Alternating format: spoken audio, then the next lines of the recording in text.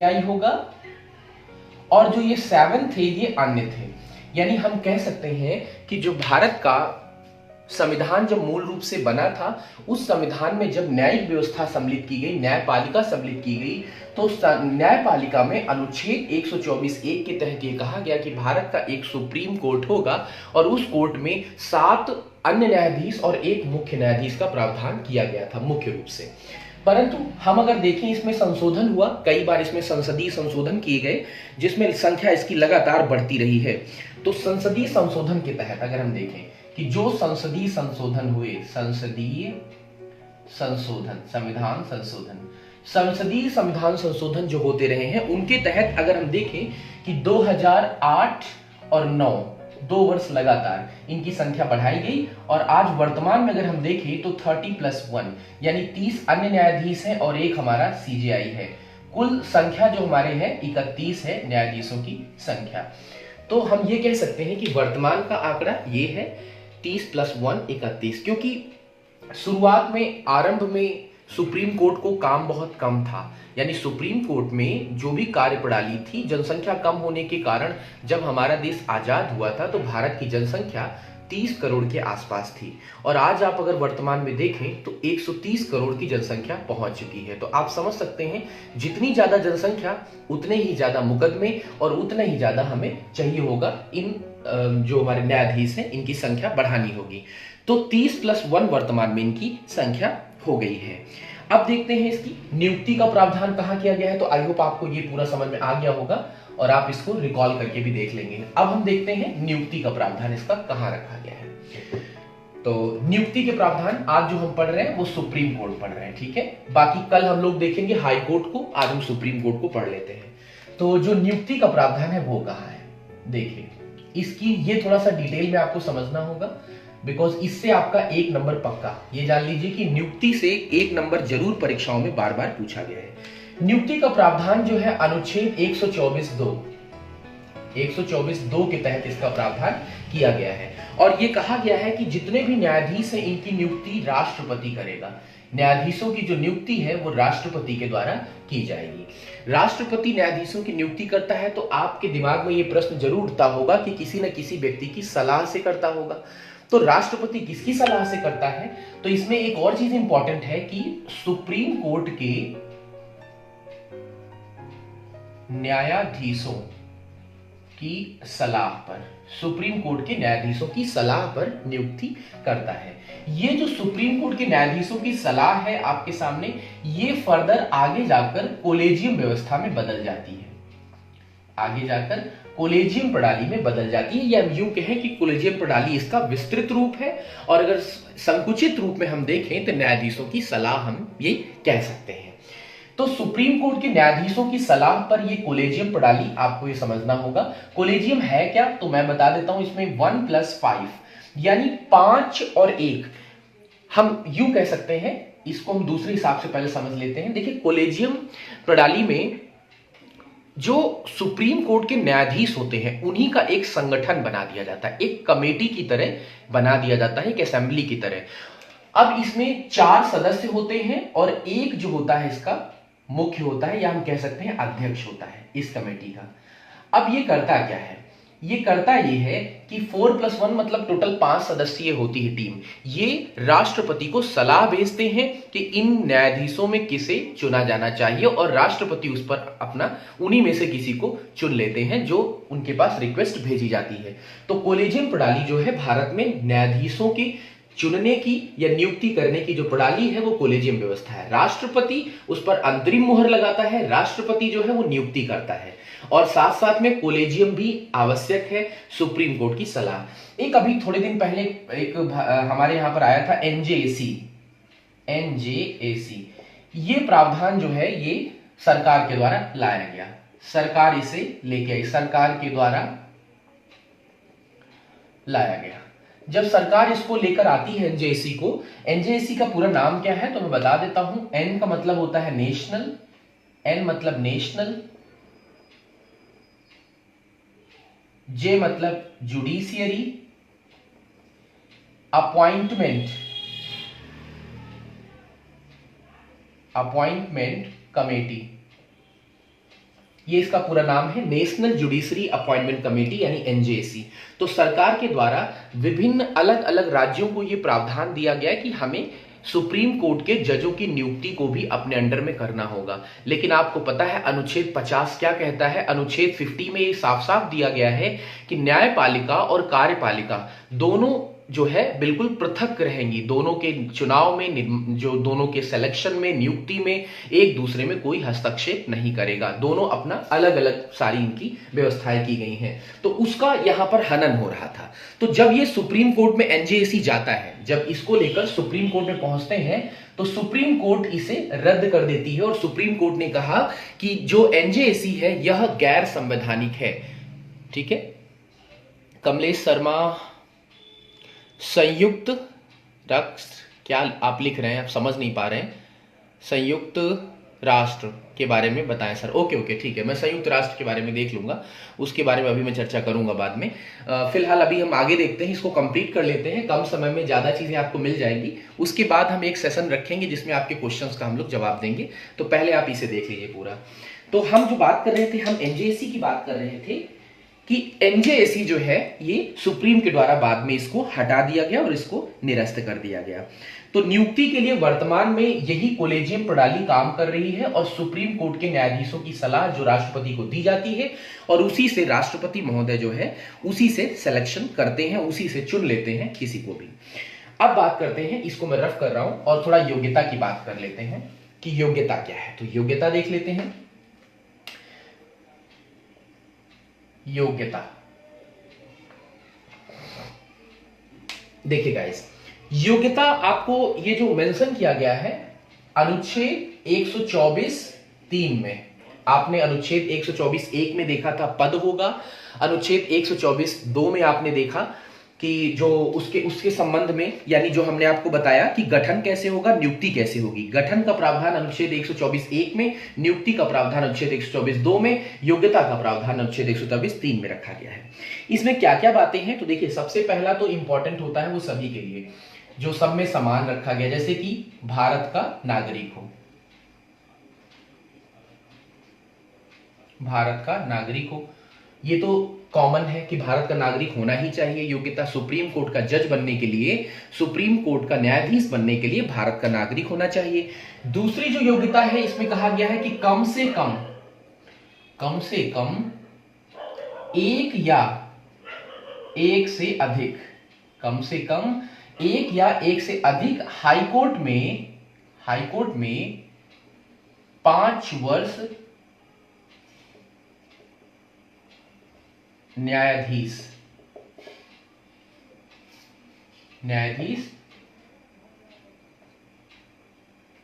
रहे हों।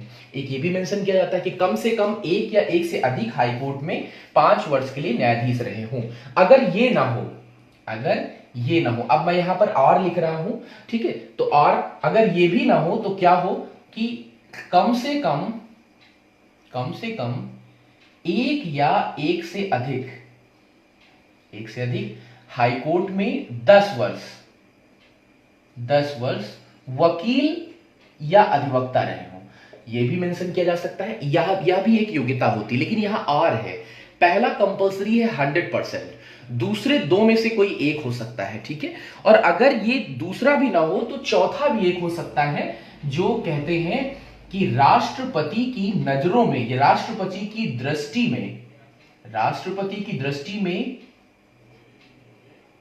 विधिवेत्ता हो, ठीक है। वो व्यक्ति जो है राष्ट्रपति की दृष्टि में, ये राष्ट्रपति की नजरों में विधिवेत्ता हो, अर्थात राष्ट्रपति यदि जानते हैं कि वो कानून का बहुत बड़ा ज्ञाता है या जानकार है, तो राष्ट्रपति उसे सीधे योग्यता के तहत आप उसको उठाकर रख सकते हैं, सुप्रीम कोर्ट के न्यायाधीश के रूप में उसको जगह दे सकते हैं। तो ये कुछ योग्यताएं हैं, यहां से भी बार बार प्रश्न पूछे गए हैं, इसलिए इसे भी आप थोड़ा सा अच्छे से ध्यान रखेंगे।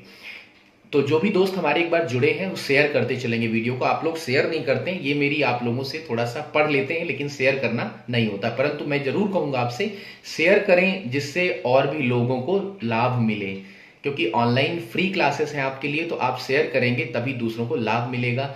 और इससे मेरा भी मनोबल बढ़ेगा। तो शेयर जरूर करते चले, क्योंकि आप जब खो जाते हैं ना बिल्कुल पढ़ाई में तो फिर भूल भी जाते हैं आप। तो ध्यान रखें इस बात को, मैं बार बार कहता हूं, इसलिए दोस्तों इतनी तो बात आप मान ही सकते हैं। एनीवे, चलिए आगे बढ़ते हैं। तो अब हम बात करेंगे शपथ की। आपने योग्यता पढ़ लिया पूरा, तो न्यायपालिका का जो हमारे न्यायाधीश होते हैं उनकी शपथ। देखिए, कोई भी पद हो जो हमारे संवैधानिक पद होते हैं या विभिन्न प्रकार के अलग अलग जहां जो सरकार से संबंधित होते हैं, वहां पर शपथ का प्रावधान किया गया है। तो शपथ क्या है? तो देखिए, शपथ इसे कौन दिलाता है? तो सुप्रीम कोर्ट के जो न्यायाधीश होते हैं इनको शपथ दिलाते हैं राष्ट्रपति। ठीक है, सुप्रीम कोर्ट के न्यायाधीशों को जो शपथ दिलाते हैं वो राष्ट्रपति महोदय शपथ दिलाएंगे। और शपथ का प्रावधान जो है वो अनुच्छेद 124(6) में किया गया है। शपथ का प्रावधान अनुच्छेद 124(6) में इसका प्रावधान किया गया है। शपथ राष्ट्रपति दिलाते हैं, तो अगर ये त्यागपत्र देंगे तो किसे देंगे? त्यागपत्र भी ये राष्ट्रपति को ही सौंपेंगे। ठीक है, ये भी आपको ध्यान रखना है कि राष्ट्रपति ही शपथ दिलाते हैं इनको, राष्ट्रपति को ही ये त्यागपत्र सौंप देते हैं। अगर हम जो हमारे सीजेआई होते हैं उनके कार्यकाल की बात करें, कार्यकाल सीजेआई या हम कह सकते हैं न्यायाधीश, पूरे न्यायाधीशों की बात कर रहा हूं, 31 टोटल न्यायाधीशों का कार्यकाल अधिकतम मेंशन किया गया है। इसका मैक्सिमम कितना हो सकता है? तो अधिकतम, मैक्सिमम यानी अधिकतम जो मेंशन किया गया है 65 वर्ष। ठीक है, 65 वर्ष की आयु पूरा कर, जब वो 65 वर्ष की आयु मान लीजिए उनकी पूरी हो गई तो उसके बाद उन्हें रिटायरमेंट यानी वो रिटायर हो जाते हैं। न्यूनतम मेंशन इसलिए नहीं किया गया क्योंकि ये सब वरीयता के क्रम में आते हैं। ठीक है, तो ये स्टार्टिंग से ही आते हैं, तो इसमें न्यूनतम का मेंशन नहीं किया गया है, तो इसीलिए अधिकतम को आपको ध्यान रखना होगा। अब हम आगे बढ़ते हैं और देखते हैं कि इसको हटाने की प्रक्रिया क्या है। कार्यकाल आपने देख लिया, अब थोड़ा सा हटाने की प्रक्रिया भी समझ लेते हैं क्या है। जैसे मैंने आपको राष्ट्रपति पढ़ाया था, ठीक है, तो राष्ट्रपति के वीडियो में आपने पूरी सारी चीजें लगभग समझ ली थी, आपने देखा भी था। उसको हटाने के लिए एक महाभियोग प्रक्रिया थी। महाभियोग प्रक्रिया के तहत राष्ट्रपति को हटाया जाता है। उसी से मिलती जुलती थोड़ी सी प्रक्रिया यहां पर है जो अनुच्छेद 124(5) में मेंशन की गई है मुख्य रूप से। अब हटाने की प्रक्रिया कैसी है? तो देखिए, लोकसभा और राज्यसभा, लोकसभा और राज्यसभा में 100 सदस्यों के हस्ताक्षर लोकसभा में तथा 50 सदस्यों के हस्ताक्षर राज्यसभा में चाहिए। यह हस्ताक्षर होने के बाद यदि वह 2/3 बहुमत से पारित हो जाता है, यदि वो बिल दोनों सदनों में 2/3 बहुमत से पारित हो जाता है और अंतिम रूप में राष्ट्रपति महोदय, अंतिम रूप में राष्ट्रपति मंजूरी दे देते हैं। ठीक है, राष्ट्रपति मंजूरी दे देते हैं, तो उस न्यायाधीश को पदस्थ होना पड़ेगा, उस न्यायाधीश को अपना पद त्यागना पड़ेगा, अपना पद उसे छोड़ना पड़ेगा। तो हटाने की जो प्रक्रिया है कुछ इस प्रकार से है, इसे आप ध्यान रखेंगे। 100 लोगों के हस्ताक्षर लोकसभा में, 50 लोगों के हस्ताक्षर राज्यसभा में, और दोनों सदनों में 2/3 बहुमत से पारित हो जाने पर और उसका जो राष्ट्रपति की मंजूरी मिल जाने के बाद उस व्यक्ति को या उस न्यायाधीश को पदस्थ होना पड़ेगा। अभी तक केवल एक व्यक्ति के खिलाफ लाया गया था ये और पारित नहीं हो पाया, हालांकि वी रामास्वामी। ये आपको ध्यान रखना है कि वी रामास्वामी के खिलाफ लाया गया लेकिन पारित नहीं हो पाया। अभी अगर हम कुछ समय पहले की बात करें तो दीपक मिश्रा जी थे इनके पहले, जो रंजन गोगोई थे इनके पहले दीपक मिश्रा जी, तो दीपक मिश्रा जी के खिलाफ भी लाया गया था, राज्यसभा के सदन पर लाया गया, परंतु उसको जो राज्यसभा के सभापति थे उनके द्वारा उसे सदन में लाया ही नहीं गया। आई मीन उन्होंने उसको रिजेक्ट कर दिया, जिसके कारण वो सभा में आ ही नहीं पाया। तो उनके खिलाफ भी लाया गया परंतु वो आ ही नहीं पाया सदन में। लेकिन वी रामास्वामी के खिलाफ वोटिंग भी हुई थी लेकिन पारित नहीं हुआ था ये। तो आप ये पॉइंट यहां से थोड़ा सा ध्यान रख सकते हैं। अब हम बात करेंगे इनके वेतन की, बात करेंगे कि जो हमारे सुप्रीम कोर्ट के जज होते हैं, सुप्रीम कोर्ट के न्यायाधीश होते हैं, इनका वेतनमान कितना होता है। तो देखिए, मैं थोड़ा सा इसके बारे में भी आपको समझा देता हूं। वेतन तो पूर्व में वेतन कम था लेकिन अब वर्तमान में इसका वेतन बढ़ चुका है। वेतनमान 2.8 लाख रुपए सीजीआई को दिया जाता है और साथ ही साथ 2.5 लाख रुपए जो है वो अन्य को दिया जाता है। 2.5 लाख रुपए अन्य को और 2.8 लाख रुपए CJI chief justice of India को 2.8 लाख रुपीस दिया जाता है और अन्य को 2.5 लाख रुपए। जैसे कि आप जानते हैं राष्ट्रपति का भी बदल चुका है, राष्ट्रपति का पहले 1.5 लाख होता था, अब वर्तमान में उसका 5 लाख है। जैसे कि आप जानते हैं उपराष्ट्रपति का भी बदल चुका है, अन्य सांसदों का भी बदल चुका है, तो वो हम अलग चैप्टर में देखेंगे एक वेतनमान का, उसमें हम बताएंगे आपको। अभी हम इसको फिनिश करते हैं। अब हमें जो कुछ चीजें पढ़नी है, जैसे कुछ अन्य पॉइंट आते हैं, जैसे एक पॉइंट कई बार पूछा गया कि तदर्थ न्यायाधीश क्या होते हैं। तदर्थ न्यायाधीश, थोड़ा सा इसे भी समझ लेते हैं, यहां से भी कई बार प्रश्न पूछे गए हैं। तदर्थ न्यायाधीश किसे कहते हैं? तो तदर्थ न्यायाधीश गाइस, तदर्थ न्यायाधीश जो होता है इसे हम एडहॉक न्यायाधीश भी कह सकते हैं। इसका प्रावधान अनुच्छेद 127 में है। इसे हम एडहॉक न्यायाधीश कह सकते हैं। ये क्या होता है एक्चुअली में कि जब सुप्रीम कोर्ट में न्यायाधीशों की संख्या में कमी हो जाए और केस जो है उससे ज्यादा होने लगे, यानी मुकदमे ज्यादा हो और न्यायाधीशों की कमी हो, तो तदर्थ न्यायाधीशों को बुलाया जाता है। कहां से? हाई कोर्ट से। हाई कोर्ट से बुलाया जाता है। हाई कोर्ट से बुलाया जाता है ऐसे न्यायाधीश को जो वरीयता को फुलफिल करता हो, या हम यूं कहें कि जो योग्यता को फुलफिल करता होगा, ऐसे हाई कोर्ट से न्यायाधीश को बुला लिया जाता है, जिसे तदर्थ न्यायाधीश कहा जाता है। और उस दशा में तदर्थ न्यायाधीश जो हाई कोर्ट से आता है उसको सुप्रीम कोर्ट की शक्तियां और सुप्रीम कोर्ट के ही सारे वेतन एवं भत्ते दिए जाते हैं। यानी हाई कोर्ट से तो ये आता है, लेकिन इसको सारे वेतन और भत्ते जो है वो सुप्रीम कोर्ट को ही प्रदान किए जाएंगे। तो सुप्रीम कोर्ट के वेतन भत्ते तदर्थ न्यायाधीश को प्रदान किए जाते हैं। इसे एडहॉक न्यायाधीश कह सकते हैं और इसका अनुच्छेद 127 में इसका वर्णन किया गया है। अगला है सेवानिवृत्त न्यायाधीश। इसे भी थोड़ा समझ लेते हैं, ये क्या होता है। ये भी प्रश्न पूछा गया है कि सेवानिवृत्त न्यायाधीश क्या होता है। तो देखिए गाइस, सेवानिवृत्त न्यायाधीश, इसका वर्णन अनुच्छेद 128 में है। इसमें क्या कहा गया है, देखिए इसे कहा जाता है टेम्परेरी जज होते हैं ये, अ शॉर्ट पीरियड के लिए, लघुकालिक होते हैं। इन्हें हम ये कह सकते हैं ये लघुकालिक होते हैं। लघुकालिक होते हैं। देखिए ये जो हमारे सेवानिवृत्त न्यायाधीश होते हैं, इन्हें कोई सैलरी नहीं दी जाती है, वेतनमान इनका नहीं होता है। हालांकि इनको भत्ते अवश्य दिए जाते हैं, भत्ते वगैरह इनका जो लागत होती है वो दिया जाता है। पेंशन भी मिलती है इनको, सेवानिवृत्त न्यायाधीशों को। किसी एक पर्टिकुलर केस के लिए, मान लीजिए कोई एक पर्टिकुलर केस है जिसमें उस व्यक्ति की बहुत अच्छी जानकारी है, तो उसे बुलाया जाएगा उस न्यायाधीश को उस केस को सॉल्व करने के लिए। तो लघुकालिक होते हैं, कुछ समय के लिए। अनुच्छेद 128 के तहत इनको सुप्रीम कोर्ट में पुनः बुलाया जाता है। तो सेवानिवृत्त न्यायाधीश आपकी 128 के तहत आपने समझ लिया। अब लास्ट में, अब अंतिम पड़ाव पर हम आ गए हैं अपने इस चैप्टर के। तो अंतिम पड़ाव में हम सुप्रीम कोर्ट की शक्तियों को समझेंगे। आइए इसकी शक्तियों को समझ लेते हैं कि सुप्रीम कोर्ट की शक्तियां कौन कौन सी हैं। तो एससी की शक्तियां हम पढ़ेंगे, एससी की शक्तियां। तो आइए देखते हैं। सुप्रीम कोर्ट को मुख्य रूप से विभिन्न प्रकार की शक्तियां प्राप्त हैं, पर हम उनमें से कुछ की चर्चा करेंगे। जैसे सबसे पहली शक्ति है मूल अधिकारिता। मूल अधिकारिता, सबसे पहले हम इसे समझ लेते हैं कि मूल अधिकारिता क्या है।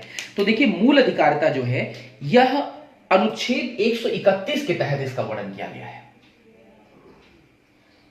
इसमें 4 प्रकार से शक्ति प्राप्त होती है सुप्रीम कोर्ट को। देखिए कैसे। सबसे पहला जो होता है यह है कि अगर कोई मामला राज्य और राज्य के बीच में विवाद का है तो उसका निपटारा सुप्रीम कोर्ट करेगा।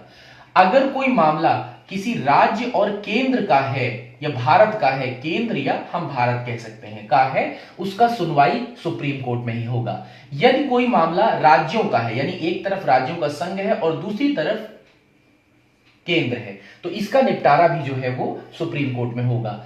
तीसरा जो है, एक तरफ राज्य है कोई और एक तरफ केंद्र प्लस राज्य है, कुछ राज्य केंद्र के समर्थन में भी है और एक तरफ राज्य है, तो इस तरह का जो निपटारा होगा यह भी सुप्रीम कोर्ट में ही होगा। तो जो अनुच्छेद 131 है जिसके तहत मूल अधिकारिता प्रदान की गई है, तो यह भी यहां से भी प्रश्न आपका बनता है और यहां से भी आपके क्वेश्चन पूछे जाते हैं। तो आइए एक बार इसको अच्छे से समझ लेते हैं, और भी चीजें इसमें मेंशन कर रहा हूं मैं, उन्हें भी देख लेते हैं। देखिए जो मूल अधिकारिता है इसमें नदी जल विवाद, ध्यान रखना इसे अच्छे से, नदी जल विवाद को अपवाद के रूप में रखा गया। उसको मैं अलग से पढ़ाऊंगा आपको कि नदी जल विवाद क्या है और कैसे इसका निपटारा होता है। परंतु अगर हम मुख्य रूप से देखें तो जो सुप्रीम कोर्ट की पहली शक्ति है, जिसे हम मूल अधिकारिता कह रहे हैं, ये मूल अधिकारिता अनुच्छेद 131 के तहत जो है ये प्रावधान है कि राज्य राज्य के बीच में कोई विवाद हो, राज्य और केंद्र के बीच में कोई विवाद हो, या राज्यों और केंद्र के बीच में हो, और एक तरफ राज्य हो और एक दूसरी तरफ केंद्र और राज्यों का समूह हो या राज्य हो, इसका निपटारा भी सुप्रीम कोर्ट ही करेगा। ये पहली शक्ति रही। दूसरी शक्ति है जिसे आप जानते हैं, नंबर 2, रिट अधिकारिता। रिट अधिकारिता, जैसा कि आप जानते हैं अनुच्छेद 32 के तहत सुप्रीम कोर्ट को या हाई कोर्ट को भी दिया गया, लेकिन हम सुप्रीम कोर्ट पढ़ रहे हैं, रिट अधिकारिता प्रदान की गई है। तो रिट अधिकारिता किसे कहते हैं? जैसा कि आप जानते हैं कि सुप्रीम कोर्ट या इसी अनुच्छेद 32 को हम लोग, आपने पढ़ा होगा इसे मौलिक अधिकार में, जिसे हमने कहा था कि उपचारों का अधिकार है, या हम ये कह सकते हैं कि संवैधानिक उपचारों का अधिकार इसे कहा जाता था अनुच्छेद 32 को। और इसमें क्या था कि 5 प्रकार की रिटें जारी कर सकता है सुप्रीम कोर्ट। वो कौन कौन सी थी तो उनको हमने वहां पे भी मेंशन किया, आप वीडियो जाके पीछे देख सकते हैं। फिर भी मैं बता देता हूं, जिसमें जैसे कि आपने देखा था कि बंदी प्रत्यक्षीकरण, परमादेश इत्यादि, इस प्रकार की 5 प्रकार की रिटें जारी कर सकता है। तो रिटों की संख्या 5 होती है, 5 प्रकार की रिटें होती हैं। आप पीछे पढ़ लीजिएगा, मैंने वीडियो सारे डाल दिए हैं इसीलिए, क्योंकि इतना नहीं होता है कि बार बार उसी चीज को एक्सप्लेन करें। पीछे प्लेलिस्ट में वीडियो जाकर आप अच्छे से पढ़िए उनको। इसके बाद जो तीसरी शक्ति है वो है अभिलेख न्यायालय की। सुप्रीम कोर्ट की तीसरी शक्ति है अभिलेख न्यायालय। अब आप इसके बारे में थोड़ा अच्छे से समझ लेंगे कि अभिलेख न्यायालय क्या है। अभिलेख न्यायालय का वर्णन 129 अनुच्छेद में किया गया है। देखिए अभिलेख न्यायालय क्या है दोस्तों। अभिलेख न्यायालय क्या होता है, सुप्रीम कोर्ट जब भी कोई डिसीजन देती है तो अपने डिसीजन को अभिलेख के रूप में सुरक्षित कर लिया जाता है। आगे आने वाले वैसे मुकदमों को उसी प्रकार डील किया जाएगा। यदि मान लीजिए सुप्रीम कोर्ट ने कोई आज एक मुकदमा का मतलब फाइनल किया है, मान लीजिए, ठीक है, सुप्रीम कोर्ट ने कोई वर्डिक्ट दिया है, उस वर्डिक्ट को अभिलेख के रूप में सुरक्षित कर लिया जाएगा। अगर इन फ्यूचर या भविष्य में कोई वैसा मुकदमा आता है उसी से मिलता जुलता, तो उसमें ज्यादा समय व्यर्थ ना करते हुए उसी अभिलेख के आधार पर उसको निपटारा कर दिया जाता है उस मुकदमे का। इससे समय की भी बचत होती है। तो यह है हमारा अभिलेख न्यायालय। यह भी सुप्रीम कोर्ट को शक्ति प्रदान की गई है अनुच्छेद 119 के तहत। इसके बाद आता है अपीली न्यायालय।